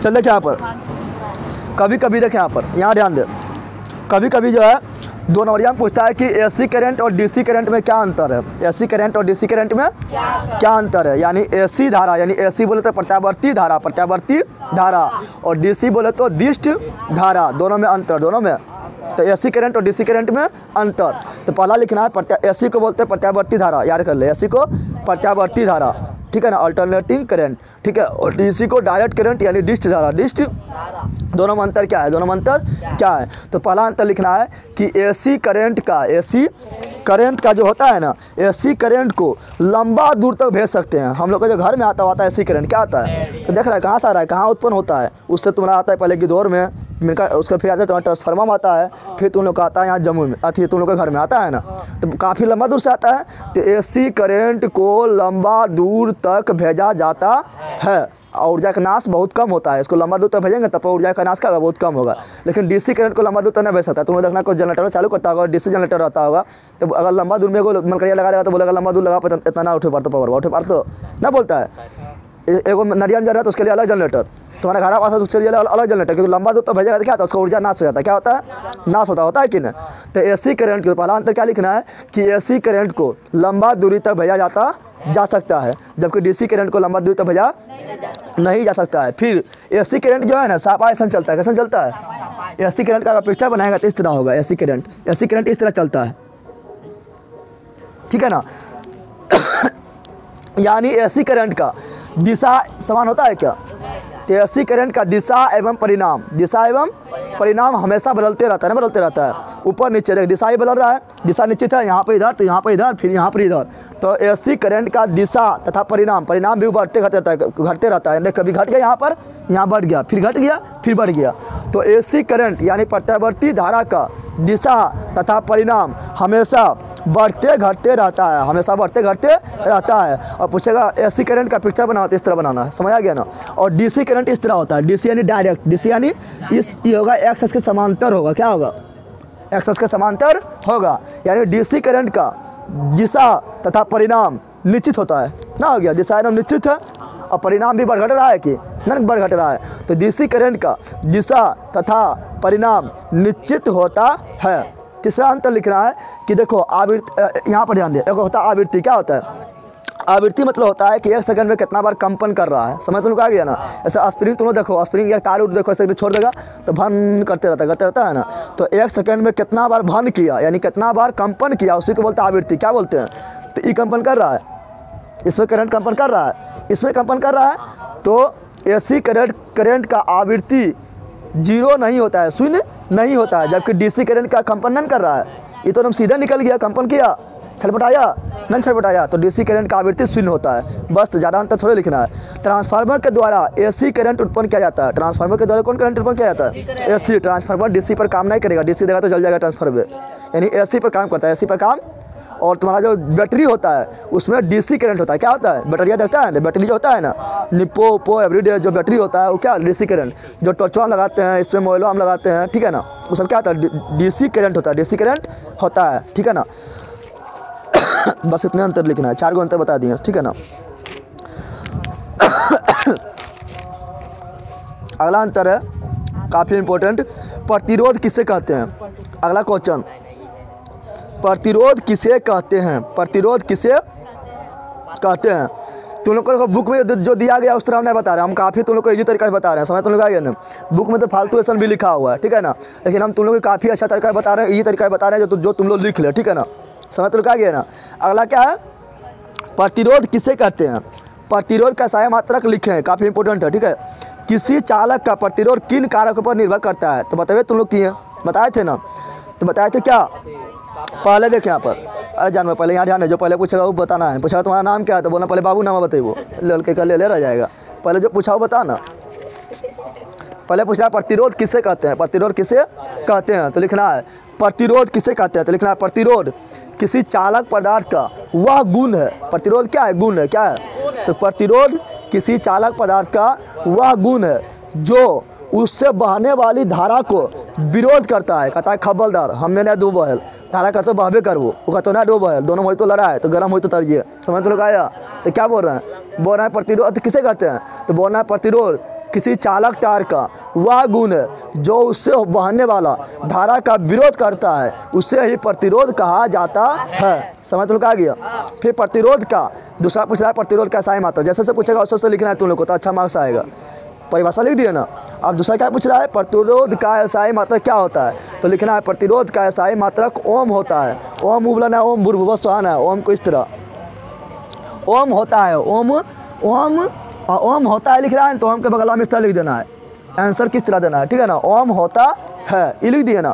फिर तीसरा पूछ रहा है कि किसी चालक तार का प्रतिरोध कितने बातों पर निर्भर करता है? तो तीसरा आंसर लिखना है, चालक तार का प्रतिरोध 3 बातों पर निर्भर करता है। ऐसे तो 4 बातों पर निर्भर करता है, ठीक है ना, तो वो भी लिख सकता है। पहला क्या लिखेगा? लिखेगा तार की लंबाई पर, तार की लंबाई पर। उसके बाद लिख देना तार की लंबाई बढ़ने पर प्रतिरोध बढ़ता है, तार की लंबाई बढ़ने पर प्रतिरोध बढ़ता है, यानी R समानुपाती L, यानी तार की लंबाई बढ़ेगा तो प्रतिरोध भी बढ़ेगा। दूसरा लिखना है तार की मोटाई पर, मोटाई बोले तो छतफल, मोटाई बोले तो छतफल, तो तार की मोटाई पर। और लिखना है तार की मोटाई बढ़ने पर प्रतिरोध घटता है, तार की मोटाई बढ़ने पर प्रतिरोध घटता है। समझ तो आ गया ना? देख दोनों देखना, फ्रिज में तरिया जो जाएगा, फ्रिज में हो गया या कोई मोटर स्टार्ट करने वाला है जो ज़्यादा वोल्टेज खींचता है, उसमें देखना मोटा तार रहता है ना, रहता है कि नहीं? जो ज़्यादा तार थी खींचेगा, जैसे तुम लोग आयरन ज़्यादा खींचता है तो मोटा तार होता है ना, तो जो ज़्यादा वोल्टेज खींचेगा उससे क्या होगा? मोटा तार। क्या होता है? क्योंकि मोटा तार का प्रतिरोध कम हो जाता है। क्या होता है? तो लिखना है क्या? मोटाई बढ़ने पर प्रतिरोध घटता है, प्रतिरोध घटता है, यानी R समानुपाती होता है, व्युत्क्रमानुपाती होता है 1/A। घट रहा है यानी उल्टा, घट रहा है यानी फिर लिखना है चालक तार की प्रकृति पर, चालक तार की प्रकृति पर भी निर्भर करता है। अगर चांदी का तार है तो प्रतिरोध उसमें बहुत कम होता है, तो रोकने वाला कौन है? तो छोटा सार की तरह दौड़ता है कौन? धारा। कौन दौड़ता है? धारा। तो तार की प्रकृति पर भी निर्भर करता है। यही तुम लोग ले लेगा टंगस्टन। क्या ले लेगा? तो टंगस्टन का प्रतिरोध इतना ज़्यादा होता है, कहेगा करंट को बहल देवे नहीं करवा, उसको बहुत मारेगा करंट बा को, तो टंगस्टन तुरंत ढिप जाता है। क्या होता है? इसलिए बोलवा चमकने लगता है, बोलवा क्या होता है? जल जाता है। समझ तुम लोग आया? उसमें का तुम लोग का आयरन में होता है और अथी होता है टंगस्टन, आयरन में भी होता है। तो करंट में आएगा, करंट से प्रतिरोध लग जाएगा, क्योंकि उसमें उसका प्रतिरोध काफ़ी ज़्यादा होता है। दोनों लड़ेगा तो गर्म हो जाएगा, गर्म होगा तो आदमी उसको आयरन कर देता है, करता है ना। तो क्या बताए थे? तो चालक तार के प्रतिरोध 3 बातों पर निर्भर करता है। चालक तार की लंबाई पर, लंबाई बढ़ने पर प्रतिरोध बढ़ता है, चालक तार की मोटाई पर, मोटाई बढ़ने पर प्रतिरोध घटता है, और चालक तार की प्रकृति पर और ताप पर भी निर्भर करता है। ताप बढ़ेगा तो प्रतिरोध यहाँ ध्यान ले, ताप पर भी निर्भर करता है। ताप बढ़ेगा तो प्रतिरोध भी बढ़ेगा, और ताप घटेगा तो प्रतिरोध भी घटेगा। समझ तो आ गया ना? किसका? चालक तार का, यानी धातु का। ठीक है, चलो अगला।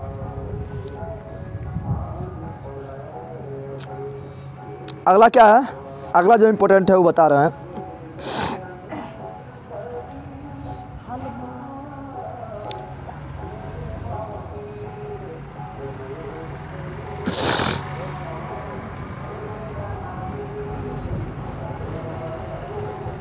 अगला इंपॉर्टेंट है प्रतिरोधों का संयोजन यानी समूहन। क्वेश्चन नंबर 13, प्रतिरोधों का संयोजन यानी समूहन क्या है? यह कितने प्रकार से होता है? किसी एक समतुल्य प्रतिरोध के लिए व्यंजक प्राप्त करें। देखो इस तरह इतना बड़ा पूछेगा ना तो प्रश्नवार्या में पूछेगा, लेकिन तुम लोग को बता देते हैं, क्योंकि व्यंजक प्राप्त करें जब पूछेगा तो उसका व्यंजक निकालना है तो सिद्ध करके निकालते हैं ना। तुम लोग को जब पढ़ा रहे थे धातु अथी विद्युत धारा तो उसमें बताए थे जब श्रेणी क्रम में कैसे आता है, श्रेणी क्रम में जब प्रतिरोध होता है तो उसका कुल प्रतिरोध यानी समतुल्य प्रतिरोध बराबर बराबर R1 जोड़ R2 जोड़ R3 बताए थे, डॉट डॉट बताए थे। तो इसको हम सिद्ध करके निकाले थे ना। तो सिद्ध करने जब भी पूछा तो प्रश्नवार्या में पूछेगा। तो इस तरह क्वेश्चन आएगा तो कैसा आएगा? प्रश्नवार्या में सिद्ध करने आएगा तब, खाली से परिभाषा पूछ देगा तो 2 नंबर जाम। समझ तो लोग आ गया ना? या समांतर क्रम का भी पूछा तो प्रश्नवार्या में आएगा, लेकिन बता देते हैं। ठीक है, देखिए यहाँ सिद्ध कर रहा है ना, ऐसे तुम लोग को जाना उसमें देखना, हम सिद्ध करने बता दिए, खाली इसमें हम परिभाषा बताते हैं। क्या बताते हैं? तो पूछ रहा है प्रतिरोध का संयोजन क्या है? प्रतिरोध का संयोजन संयोजन क्या है? या कितने प्रकार के होते हैं? तो पहले संयोजन क्या है लिख, तो लिखना है यहाँ ध्यान दे। पूछ रहा है प्रतिरोध का संयोजन या समूहन, पूछे दोनों एक ही है। ठीक है ना? तो क्या बोलना है?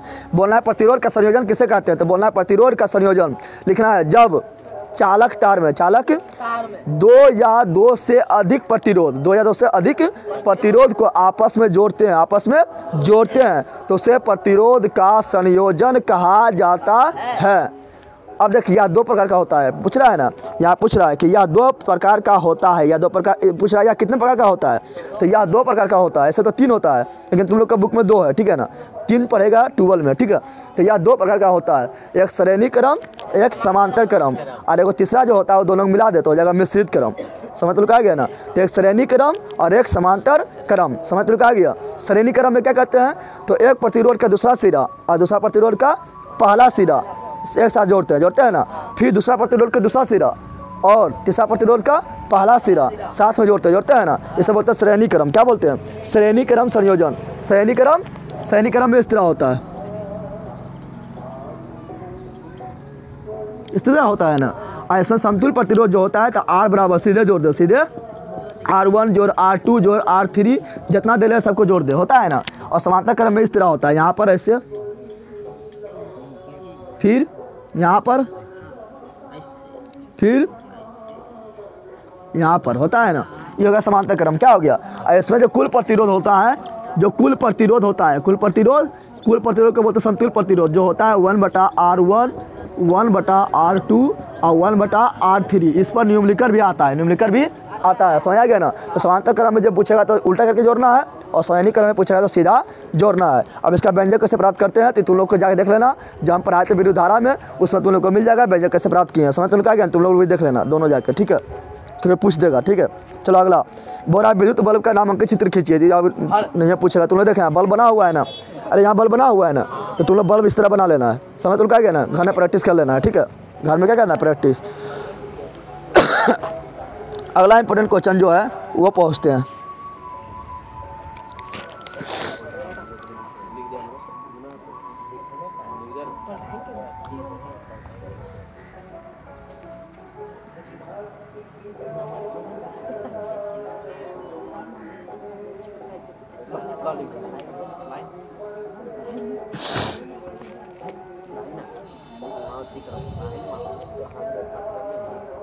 चलो अगला इंपॉर्टेंट क्वेश्चन क्या है? विद्युत मोटर का क्या सिद्धांत है? सिद्धांत लिखना है। क्या लिखना है? तो विद्युत मोटर का सिद्धांत में लिखना है क्या? विद्युत मोटर का सिद्धांत में पहले क्या लिखना है? 2 नंबर में आएगा, लिखना है क्या? पचनमरिया जो आएगा तो उसका सजटी हम बता दिए, उस पर ज़्यादा देख लेना। विद्युत मोटर का सिद्धांत क्या है, उसका बनावट क्या है और कार्य प्रणाली क्या है, पूरा हम बारी से बता दिए, पचनमरिया में आएगा, ठीक है ना। लेकिन खाली पूछेगा विद्युत मोटर का सिद्धांत क्या है, तो लिखना है क्या? विद्युत मोटर विद्युत ऊर्जा को यांत्रिक ऊर्जा में बदलता है। सिद्धांत में क्या लिखना है? विद्युत मोटर विद्युत ऊर्जा को यांत्रिक ऊर्जा में बदलता है। समझ तो कहा गया ना। और ये फ्लेमिंग के बाएं हस्त नियम पर आधारित है, बाएं हस्त नियम पर आधारित है, यानी कार्य करता है। इसमें क्या करते हैं तो इसमें जो है आर्मेचर को, आर्मेचर समझ रहा है, घूमने वाला, तो लोग को बताए थे, पढ़ाए थे उसमें। आर्मेचर को चुंबक के बीच रखकर करंट देने पर आर्मेचर घूमने लगता है, जिससे विद्युत धारा उत्पन्न हो जाता है। अरे मोटरबम धारा सॉरी जिससे बल उत्पन्न हो जाता है। धारा तो दी है ना, मोटरबम क्या करते हैं? करंट बात देते हैं। मोटर में हम लोग क्या देते हैं? करंट देते हैं। तो करंट देने पर आर्मेचर नाचने लगता है, और यानी घूमने लगता है, और बल उत्पन्न हो जाता है। बस इतना सिद्धांत में 2 नंबर ज़्यादा थोड़ी लिखना है। समझ तो क्या लिखना है, पहले फिर बोलते हैं। लिखना है क्या? विद्युत मोटर विद्युत ऊर्जा को यांत्रिक ऊर्जा में बदलता है, या फ्लेमिंग के बाएं हस्त नियम पर आधारित है, ठीक है ना। इसमें आर्मेचर को शक्तिशाली चुंबक के बीच रखकर करंट देने पर, विद्युत धारा देने पर आर्मेचर घूर्णन करने लगता है, जिससे बल उत्पन्न हो जाता है। बस यह सिद्धांत लिखना है। समझा तुम लोग? अगला 2 नंबर में जाने पर थोड़ी लिखना है। पचमढ़िया में पूछेगा तो फिर पिक्चर बनाना है, पूरा बनावट लिखना है, तो सब पहले ही डाल दिए तुम लोग को, 1 महीना पहले सब बता के जो भी आई था, ठीक है, जाके देख लेना। फिजिक्स का अलग मिलेगा, केमिस्ट्री का अलग मिलेगा, बायोलॉजी का अलग मिलेगा, इतना भी आई सब पचमढ़िया में करवा दिए। अगला है क्या इंपॉर्टेंट? 2 चुंबकीय रेखा एक दूसरे को प्रतिच्छेद क्यों नहीं करती? तो बताए थे कि 2 चुंबकीय रेखा जो है एक दूसरे को प्रतिच्छेद क्यों नहीं करता है। तो बताए थे तुम लोग को क्या कि हम जानते हैं कि चुंबकीय रेखा के प्रत्येक बिंदु पर एक निश्चित दिशा होता है, यानी उसका एक ही दिशा होता है, एक ही दिशा होता है। तो लिखना है, चूँकि हम लोग जानते हैं कि चुंबकीय रेखाओं का प्रत्येक बिंदु पर एक निश्चित दिशा होता है, लेकिन जब 2 चुंबकीय रेखा एक दूसरे को प्रतिच्छेद करती है, एक दूसरे को प्रतिच्छेद करेगी, तो प्रतिच्छेद बिंदु पर, प्रतिच्छेद मान लो इधर से ये आया, काट दिया ना, प्रतिच्छेद बिंदु पर 2 स्पर्श रेखा खींचा जा सकता है। प्रतिच्छेद बिंदु पर 2 स्पर्श रेखा खींचा जा सकता है। और स्पर्श रेखा क्या दिखाता है? स्पर्श रेखा दिखाता है उसकी दिशा को, उसकी। तो 1 स्पर्श रेखा किधर होगा? इधर होगा। 1 स्पर्श रेखा किधर होगा? इधर होगा। लेकिन प्रत्येक बिंदु पर एक निश्चित दिशा होता है, निश्चित दिशा। लेकिन यहाँ 2 दिशा हो गया एक बिंदु पर, ना हो गया, जो संभव है, जो संभव नहीं है। इसलिए चुंबकीय रेखाएं एक दूसरे को कभी प्रतिच्छेद नहीं करती है। समझ तो लोग आया। तो बोल रहा है यहाँ पर क्या बोल रहा है, बोल रहा है कि दो चुंबकीय रेखाएं दूसरे को प्रतिच्छेद क्यों नहीं करती। तो लिखना है चूंकि यहाँ पर लिखना है दो चुंबकीय रेखा एक दूसरे को प्रतिच्छेद इसलिए नहीं करता है क्योंकि चुंबकीय रेखाओं के प्रत्येक बिंदु पर एक निश्चित दिशा होता है जो स्पर्श रेखा के दिशा में होता है, स्पर्श रेखा की दिशा में होता है। अगर दो चुंबकीय रेखा एक दूसरे को प्रतिच्छेद कर देती है तो उस बिंदु पर दो स्पर्श रेखा खींचा जा सकता है जो उसका दो दिशा को दिखाता है, जो संभव नहीं है। इसलिए दो चुंबकीय रेखा दूसरे को कभी प्रतिच्छेद नहीं करती है। समझ तो आ गया। अगला इंपॉर्टेंट है, जो अगला नीचे दिले वो इंपॉर्टेंट है। तुम लोग दक्षिण हस्त नियम और बायां हस्त नियम दोनों करके जाना। दक्षिण हस्त नियम में क्या बताए थे तुम लोग को क्या, जब हम दाहिने हाथ के तीन अंगुलियां मध्यमा, तर्जनी और अंगूठा, मध्यमा, तर्जनी और अंगूठा तीनों को परस्पर लंबवत फैलाते हैं तो यदि अंगूठा बल की दिशा को दिखाए, तर्जनी चुंबकीय क्षेत्र की दिशा को दिखाए तो मध्यमा उसमें उत्पन्न विद्युत धारा के दिशा को दिखाता है। इसे ही फ्लेमिंग का दायां हस्त नियम कहा जाता है। और इस पर कौन कार्य करता है, तो इस पर विद्युत जनरेटर कार्य करता है। बस हो गया। समझ तो लोग आया ना कि जनरेटर को स्टार्ट करने के लिए तकतिया हुमच के लगता है ना। तकतिया हुमच किससे मिलेगा, तो मिलेगा दायां हाथ से मिलेगा। तो दायां हस्त नियम पर जनरेटर। अब फ्लेमिंग के बायां हस्त नियम पर मोटरबा स्टार्ट करना है, स्विच बजा टिप दे। अरे मोटरबा स्टार्ट करना है, क्या करना है, सिर्फ जा और स्विच को टिप दे। तो टिपने में कम ताकत लगता है तो चथड़ी हाथ से टिप देंगे, नहीं बायां हाथ से भी टिप देंगे। तो बायां हस्त नियम, बायां हस्त नियम क्या बोलेंगे जब हम अपने बाएं हाथ के तीन उंगलियां मध्यमा, तर्जनी, अंगूठा को परस्पर लंबवत इस प्रकार फैलाते हैं कि यदि देख इसमें क्या देंगे, इसमें देते हैं विद्युत मोटर में हम करंट देते हैं ना, और चुंबक तो होबे करता है। तो बोलेंगे तो यदि तर्जनी चुंबकीय क्षेत्र की दिशा को दिखाए, मध्यमा धारा की दिशा दिखाए तो मोटर में क्या उत्पन्न होता है, बल उत्पन्न होता है। पंखा घुमाने लगता है, मिक्सर मशीन में चालू करता है तो बल उत्पन्न होता है। तो अंगूठा उत्पन्न बल की दिशा को दिखाता है क्योंकि बल उत्पन्न होता है ना। तो फिर बोल देते हैं जब हम अपनी बाएं हाथ के फ्लेमिंग के बायां हस्त नियम, जब हम अपनी बाएं हाथ के तीन उंगलियां मध्यमा, तर्जनी, अंगूठा, मध्यमा, तर्जनी, अंगूठा तीनों को परस्पर इस प्रकार फैलाते हैं कि यदि मध्यमा धारा की दिशा को, तर्जनी चुंबकीय क्षेत्र की दिशा को दिखाता है तो अंगूठा उसमें उत्पन्न बल के दिशा को दिखाएगा। इसे ही फ्लेमिंग का बायां हस्त नियम कहा जाता है। इस पर विद्युत मोटर कार्य करता है। समझ तो लोग आ गया। चलो अगला इंपॉर्टेंट क्या है,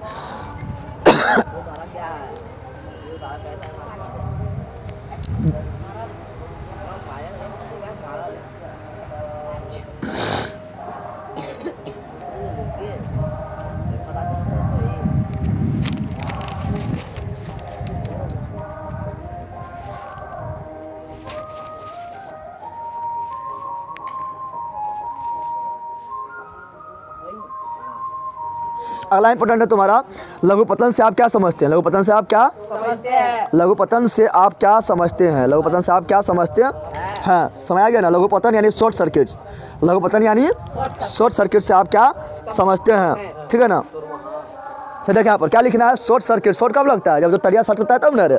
तो लिखना है जब लघुपतन से आप क्या समझते हैं, शॉर्ट सर्किट से आप क्या समझते हैं। तो लिखना है क्या हम बता रहे हैं, लिखना है तुम लोग को क्या, जब, ठीक है ना, जब तार क्षतिग्रस्त होने के कारण तार आपस में एक दूसरे से संपर्क में आ जाता है तो उससे उस तार का प्रतिरोध नगण्य हो जाता है। नगण्य तो समझ रहा है, लेकिन बहुत कम हो जाता है, ठीक है ना, नहीं के बराबर हो जाता है। तथा परिपथ में धारा का मान बहुत अधिक बढ़ जाता है जिससे परिपथ में आग लग जाता है और हमें काफ़ी क्षति पहुंचता है। टीवी जो जितना सब जुटा रहेगा सब जल जाएगा, सब मशीन जल जाएगा, काफ़ी क्षति पहुंचता है। इसे ही लघुपतन कहा जाता है। इससे बचने के लिए फ्यूज का प्रयोग किया जाता है। जलेगा तो पहले फ्यूज में जलेगा। समझ आ गया, बस इतना ही लिखना है। समझ तो लोग आया, क्या लिखना है फिर बोल देते हैं।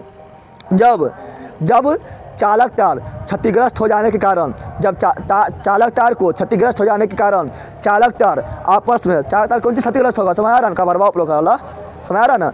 जब चालक तार का कवर क्षतिग्रस्त हो जाने के कारण चालक तार आपस में संपर्क में आ जाता है, तो आपस में संपर्क में आ जाता है तो उससे उसका प्रतिरोध काफ़ी कम हो जाता है और विद्युत धारा का मान काफ़ी अधिक हो जाता है, जिससे चालक तार जल जाता है। चालक तार क्या होता है, चालक तार जल जाता है और आग लग जाता है, जिससे हमें काफ़ी हानि पहुंचता है, काफ़ी क्षति पहुंचता है, ठीक है ना। इससे ही लघुपतन कहा जाता है। लघुपतन से बचने के लिए फ्यूज का प्रयोग करते हैं। बस हो गया। अतिभारण किसे कहते हैं, अतिभारण यानी ओवरलोडिंग, अतिभारण यानी लघुपतन और ओवरलोडिंग यानी अतिभारण, दोनों में क्या होता है, दोनों में विद्युत धारा का मान बढ़ जाता है। विद्युत धारा का मान क्या होता है, तो अतिभारण किसे कहेंगे, तो अतिभारण बोलेंगे किससे पता है तुम लोग को, तो अतिभारण बोलेंगे हम क्या, किसको बोलेंगे, तो उसमें भी क्या होता है, जब मशीन खराबी हो जाता है ना, मशीन में कुछ खराबी आ जाएगा तो पगलवा जो पहले मान लो कि कम धारा खींच रहा था अब ज़्यादा धारा खींचने लगेगा, समझ आ रहा है ना। यानी पहले मान लो 5 एम्पीयर धारा खा रहा था, अब बोलेगा 10 एम्पीयर दे, यानी सब करंट वही खींच लेगा, यानी ओवरलोडिंग हो रहा है। क्या हो रहा है, इसी को बोलते अतिभारण। क्या बोलते हैं, तो बोलना है जब कोई उपकरण जब कोई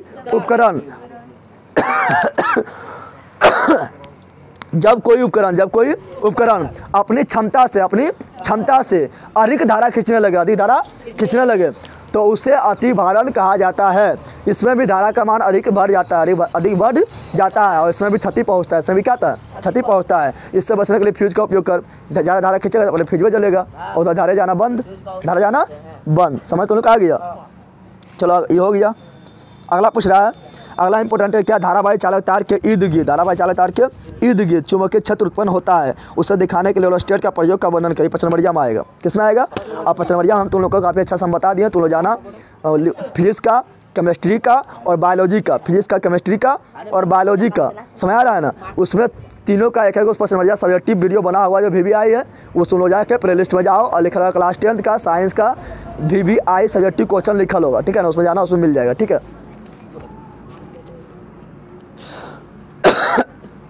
देखिए यहाँ पर एगो है परिनालिका का 100 चनाम के चित्र बनाए, परिनालिका का चित्र बनाना है, क्या बनाया, परिनालिका का चित्र कैसे बनाते हैं पता है, तो परिनालिका कुछ होना है, एक क्या है, एक देखिए इस प्रकार क्या है, इस प्रकार लंबा खोखला बेलनाकार ले लेना है, खोखला बेलनाकार आकृति ले लेना है।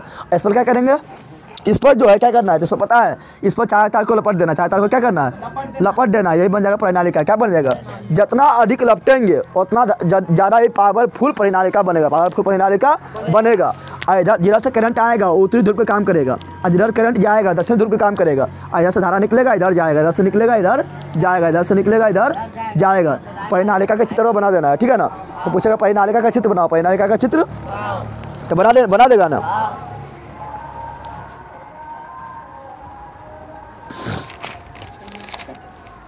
तुम लोग को AC करंट और DC करंट में पहले अंतर बता दिए थे। अब एक तो अंतर पूछता, कभी पूछ देता है तुम लोग को क्या, तो कभी तुम लोग को अंतर पूछ देता है किसमें, तो अंतर पूछता है डिस्ट धारा मोटर, डिस्ट धारा यानी DC मोटर बा यानी DC जनरेटर और AC जनरेटर में क्या अंतर है, कभी पूछ देता है। क्या पूछता है, DC जनरेटर और AC जनरेटर में क्या अंतर है, समझ आ गया ना।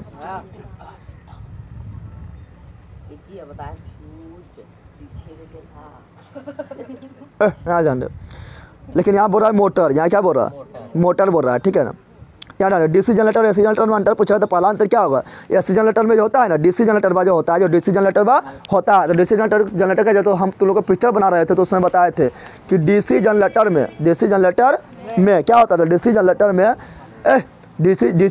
क्या होता है, तो DC जनरेटर में पूर्ण बलय का प्रयोग करते हैं, बनाए थे पूर्ण बलय नहीं बनाए थे। जब हम तुम लोग को DC जनरेटर बताए थे तो पूछा DC जनरेटर AC जनरेटर में अंतर बताओ, तो लिखना है DC जनरेटर में पूर्ण बलय का प्रयोग करते हैं, जबकि AC जनरेटर में अर्ध बलय का प्रयोग करते हैं, और विद्युत मोटर में भी अर्ध बलय का प्रयोग किए थे। याद आ रहा है। उसके बाद लिखना है DC जनरेटर में धारा हमेशा क्या होता है, तो हमेशा एक ही दिशा में बहते रहता है, जबकि AC जनरेटर में क्या होता है, तो AC जनरेटर में धारा हमेशा बदलते रहता है, पता है तुम लोग को, तो बस यही अंतर लिखना है। लेकिन जब तुम लोग को पूछेगा विद्युत मोटर और जनरेटर में क्या अंतर है, तो लिखना है कि विद्युत मोटर जो है विद्युत ऊर्जा को यांत्रिक ऊर्जा में बदलता है, जबकि जनरेटर यांत्रिक ऊर्जा को विद्युत ऊर्जा में बदलता है। समझ तो लोग आ गया ना, ठीक है ना। फिर और कुछ ज़्यादा अंतर नहीं लिखना है। विद्युत मोटर में अर्ध बल का प्रयोग किया जाता है, जबकि विद्युत जनरेटर में अर्ध बल और पूर्ण बल दोनों का प्रयोग करते हैं। अर्ध बल जो होगा हो जाएगा डीसी जनरेटर, और अर्ध बल जो होगा जब पूर्ण बल होगा तो जाएगा एसी जनरेटर। समझ तो लोग आ गया ना। चलो अगला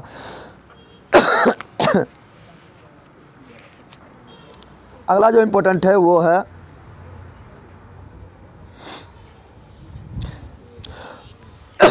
पूछेगा जीवाश्म ईंधन किसे कहते हैं। जीवाश्म ईंधन किसे कहते हैं। जीवाश्म ईंधन की क्या क्या अभी आप टेंशन नहीं खत्म हो पाए उसे बता पाइए। जीवाश्म ईंधन किसे कहते हैं। जीवाश्म ईंधन की क्या क्या हानियाँ हैं, क्या क्या, ठीक है ना। तो जीवाश्म ईंधन किसे कहते हैं, तो बोलेंगे कि जीवाश्म ईंधन क्या है, कोयला है, पेट्रोलियम है, प्राकृतिक गैस है। ये सब कैसे प्राप्त हुआ, इसे प्राप्त हुआ किस कैसे, इसे प्राप्त हुआ सजीव जब दब गया, चाहे हम लोग दब गया है, पेड़ पौधा दब गया, ठीक है ना। जब पृथ्वी के अंदर दब गया और कस के दबाया, हुमच के दबाया, तो जब उसको क्या हुआ, उसमें परिवर्तन हो गया, बन गया जीवाश्म ईंधन। क्या बन गया, कोई कोयला बन गया, कोई पेट्रोलियम बन गया, कोई क्या बन गया, कोई प्राकृतिक गैस बन गया। समझ आ गया ना। हम लोग भी दबेंगे तो यही बनेंगे, ठीक है, समझ आ गया। तो बोलेगा जीवाश्म ईंधन क्या है। जीवाश्म ईंधन तो लिखना है कि लाखों करोड़ों वर्ष पहले पृथ्वी के अंदर पृथ्वी पर भूकंप आने के कारण पेड़ पौधा जीव जंतु के दब जाने के कारण वह कोयला, पेट्रोलियम, प्राकृतिक गैस आदि में बदल गया। इसे ही जीवाश्म ईंधन कहा जाता है। समझ तो आ गया, इसे ही जीवाश्म ईंधन कहा जाता है। क्या बोले थे, लाखों करोड़ों वर्ष पृथ्वी पर भूकंप आने के कारण पेड़ पौधा जीव जंतु पृथ्वी के अंदर दब गया, ठीक है ना, और वह कोयला, पेट्रोलियम, प्राकृतिक गैस आदि के रूप में बदल गया। इसे ही जीवाश्म ईंधन कहा जाता है। समझ आ गया ना। जीवाश्म ईंधन का बोलेगा उदाहरण लिखे तो कोयला, पेट्रोलियम और प्राकृतिक गैस, और इसी को अनवीकरणीय संसाधन या परंपरागत संसाधन कहा जाता है। पता है, परंपरागत ऊर्जा कहा जाता है। अगला बोल रहा है कि इसका क्या हानि है, तो सिंपल बात है, कोयला वाला जलाने पर क्या होता है, कोयला, प्राकृतिक गैस या ये सब जलाएंगे तो क्या होता है, इससे प्रदूषण होता है। तो बोल रहा है इससे हानि क्या होता है, इससे हानि क्या, तो इससे पर्यावरण प्रदूषित होता है। इसे जलाने पर CO2 गैस निकलता है, यानी कार्बन डाइऑक्साइड गैस निकलता है, जो ग्रीन हाउस गैस इफेक्ट करता है, ग्रीन हाउस प्रभाव इफेक्ट करता है। पता है तो ग्रीन हाउस प्रभाव क्या है, तो ग्रीन हाउस प्रभाव क्या है, तो पृथ्वी का तापमान औसत से अधिक बढ़ने लगे, उससे ग्रीन हाउस प्रभाव कहते हैं। समझ तो लोग आ गया ना। और ग्रीन हाउस प्रभाव के लिए सबसे उत्तरदायी जो गैस है वो है CO2। क्या है, तो लिखना है कि जीवाश्म गैस से CO2 गैस निकलता है, जो ग्रीन हाउस प्रभाव के लिए जिम्मेदार है, ठीक है। तो ये सब हानियाँ लिख देना है, ठीक है। और ये ऊर्जा का अनवीकरणीय संसाधन है, ठीक है। अगला पूछेगा क्या, अगला तुम लोग को पूछेगा तो पूछेगा कि ग्रीन हाउस इफेक्ट क्या है, ग्रीन हाउस प्रभाव क्या है, ठीक है। कहीं दिया हुआ है, देख लेते हैं, खोल लेते हैं। पूछेगा कि ऊर्जा स्रोत का वर्गीकरण निम्नलिखित वर्गों में देखें। पूछेगा नवीकरणीय और नवीकरणीय में क्या अंतर है, लिख देगा ना। नवीकरणीय ऊर्जा और अनवीकरणीय ऊर्जा में क्या अंतर है, नहीं लिख देगा, लिख पाएगा रे। नवीकरणीय ऊर्जा प्रदूषण रहित होता है, प्रदूषण फैलता है कि सोलर प्लेट लगा रही है, प्रदूषण फैला रहा है, नहीं फैला रहा है। तो नवीकरणीय ऊर्जा प्रदूषण रहित होता है, जबकि और नवीकरणीय ऊर्जा पर्यावरण को प्रदूषित करता है। नवीकरणीय ऊर्जा को हम पुनः प्राप्त कर सकते हैं, जबकि अनवीकरणीय ऊर्जा को हम पुनः प्राप्त नहीं कर सकते हैं। नवीकरणीय ऊर्जा का भंडार असीमित है, जबकि अनवीकरणीय ऊर्जा का भंडार सीमित है। कुछ एग्जाम्पल दे देना है, यहाँ पर अनवीकरणीय में दे देना है कोयला, पेट्रोलियम और प्राकृतिक गैस, और नवीकरणीय में देना है सौर ऊर्जा, पवन ऊर्जा, ज्वारीय ऊर्जा, ये सब दे देना है। समझ तो उनका आ गया ना। तो अंतर बोलेगा, लिख देगा ना।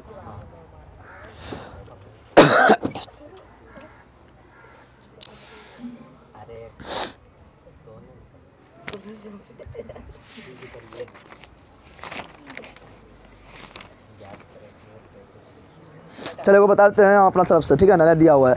पूछेगा green house gas, green house प्रभाव क्या है, ग्रीन हाउस प्रभाव क्या है। फिजिक्स खत्म हो जाएगा, उसके बाद केमिस्ट्री करेंगे एक दिन, फिर बायोलॉजी करेंगे, इस तरफ तीनों ले लेंगे, ठीक है, निपटा देंगे।